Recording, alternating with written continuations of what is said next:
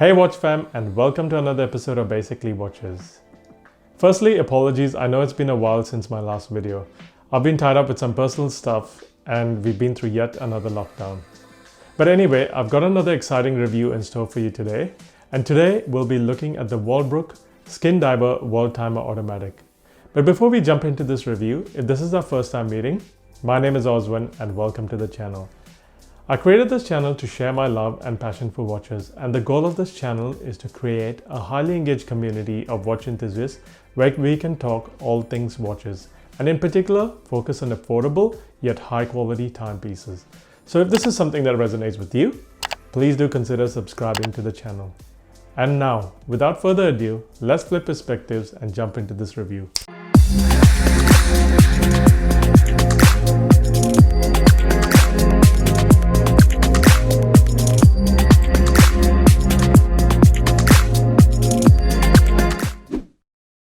Here is the watch we will be looking at today, the Wolbrook Skindiver WT Automatic. As always, I'd like to start with a bit of background. When I bought this watch, I didn't know much about Wolbrook as a brand. I bought it because I got a really good deal on it from a fellow watch collector. And my quick search on Google told me it was a French brand. Upon doing some further research after purchasing the watch, I came across some really interesting facts. Wolbrook watches were established in 1949, and at the time they also had another sister brand called Douglas watches. In those days, it was common for watch brands to offer identical watches under two different brands, and their signature model became the Wolbrook or Douglas Skindiver WT. The Wolbrook or Douglas Skindiver was a dive style watch with a world timer function. Having said that, the world timer bezel is just a manually rotatable world timer bezel. Sadly, the Wolbrook brand succumbed to the quartz crisis of the late 70s, early 80s. And after being asleep for 50 years, Wolbrook was resurrected once again in 2019.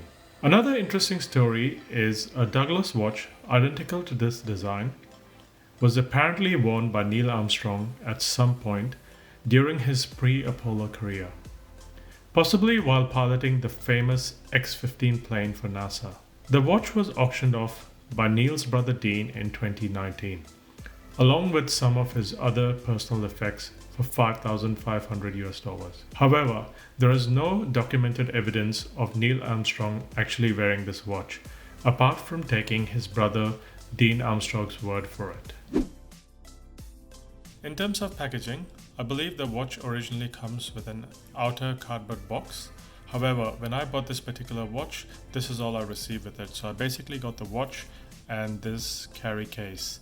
It's made out of canvas and leather, so I can't comment too much about the overall packaging, but yeah, it's got this cool carry case and basically slip the watch in there and it slides nicely and you can keep your watch securely. Moving on to the price, this particular model, that is the Wolbrook Skindiver WT Automatic, retails for $565 or 479 euro or 764 Australian dollars. They offer this watch in several variations and it starts at around $505 and goes all the way to $600. Moving on to the specs, let's start with some quick measurements. So this particular watch measures in at 40 millimeters in diameter. It's got a lug-to-lug length of 48 millimeters and a case thickness of 13 millimeters. Strap lug width is 20 millimeters, which tapers down to 16 millimeters at the buckle or at the clasp. It features a 120-click unidirectional rotating bezel with a world timer function. The case is made out of stainless steel and it's got brush finishing throughout. It's got a sapphire crystal with a magnifying cyclops above the date window. It's got drill lugs which makes strap changing quicker and easier, and it features 100 meters of water resistance. The bracelet is a beads of rice bracelet which is also made out of stainless steel and has got brush finishing throughout. The clasp is a double locking push button clasp which feels nice and secure, and it's got the Wolbrook logo embossed on the back of the clasp there. In terms of the case back, it's got the typical specs and features listed, and this particular watch is a limited edition of 1969 pieces.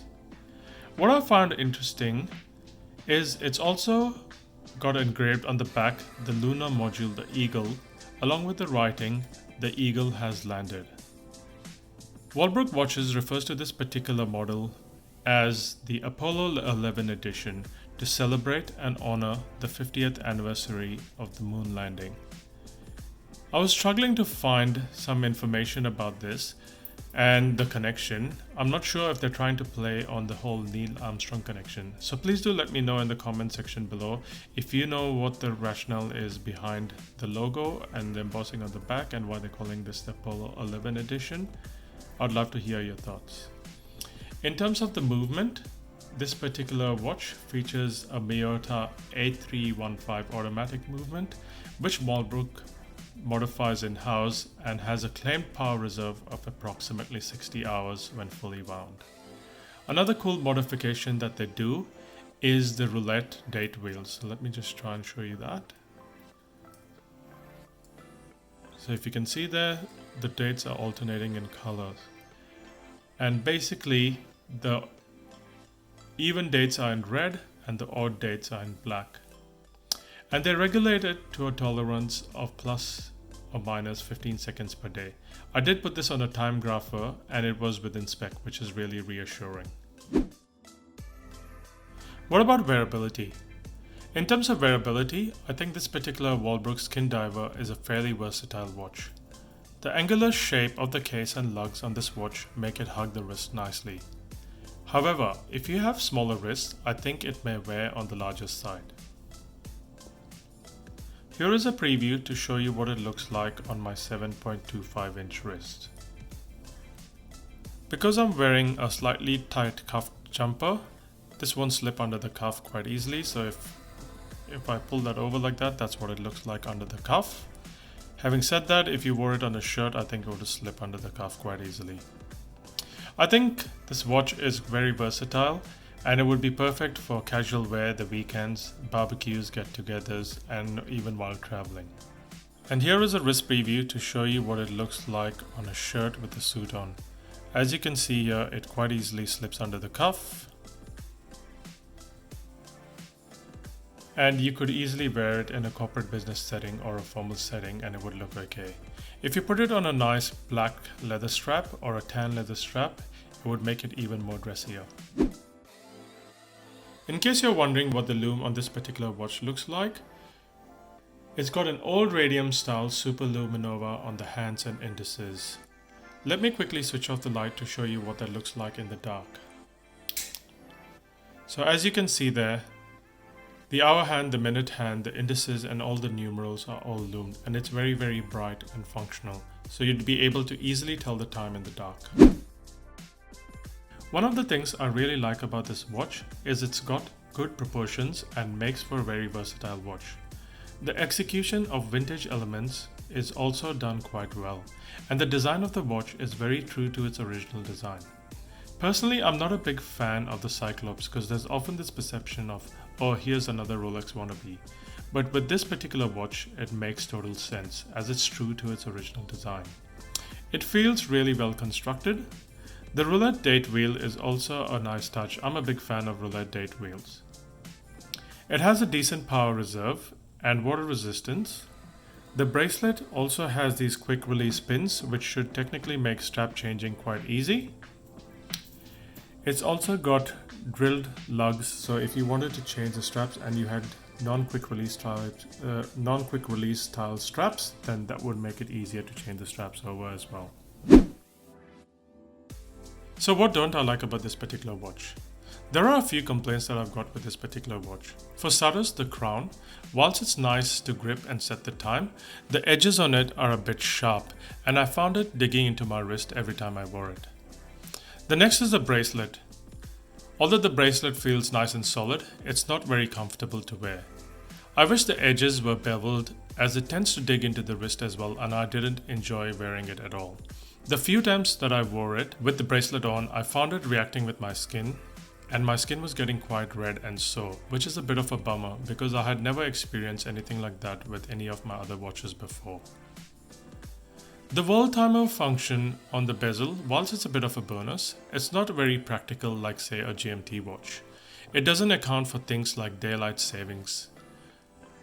And I will try and illustrate this with an example. So I'm going to try and illustrate to you how to use the world timer bezel and calculate the times in different cities. For ease of use, let's say my current local time is 10 p.m. and my current time zone is Sydney, which is why I have it pointed at Sydney and it's 10 p.m. The time difference between Sydney and GMT is GMT plus 10. So that would mean that the GMT time at the moment is 12 a.m., which is correct. So based on that, if I wanted to look at the time at New York, so it's pointing at New York and that's pointing at 7. So that is telling me that basically the time in New York is 7 a.m. However, the current time in New York is 8 a.m. That's because they're in daylight savings. So that's what I meant when I said it doesn't factor in for things like daylight savings. So it's good to approximate the time in different cities, but it's not accurate like something like a true GMT watch would be. And the other thing that I would have a minor complaint about is it's a unidirectional bezel, which means that you can't move the bezel forward if you wanted to adjust the time back and forth. So you've got to rotate it fully around, and the bezel action is not the smoothest. It does rotate, but it's not the smoothest bezel action in the world. So it does take a while to use it. And with the world timer bezel, another thing is you got to constantly rotate it to align with your time zone. So as the hour moves, you've got to align it to move it along with that hour. Otherwise your calculations will start getting off. So who's this watch for? If you're looking for an affordable alternative to something like the Rolex Explorer or a Datejust, then this is a viable option. Or if you're looking for a watch with somewhat of a fascinating history, then this is a watch you could consider. Having said that, based on my wearing experience, I personally didn't find it comfortable and enjoyable to wear with the original stainless steel bracelet that it came on, because it kept digging into my wrists. I found it a lot more comfortable to wear after swapping over the strap and putting it on a leather strap or a NATO strap. This is because putting it on a NATO strap makes it sit higher on the wrist and prevents the crown from digging into the wrist. Wolbrook does offer this watch in a leather strap and a few other strap options. So if you are keen to get one, then getting it on a leather strap would be my recommendation. Alternatively, you could get it on a stainless steel bracelet and get a few additional aftermarket straps like a leather strap or a NATO strap to swap out the metal bracelet like I did. So that's pretty much it in terms of the review, guys. I really hope you did enjoy it. If you did enjoy it, you know what to do. Smash that like button. Do it. Do it. Also, don't forget to drop a comment in the comment section below and let me know, what do you think of this particular watch? Is this a watch you'd consider buying?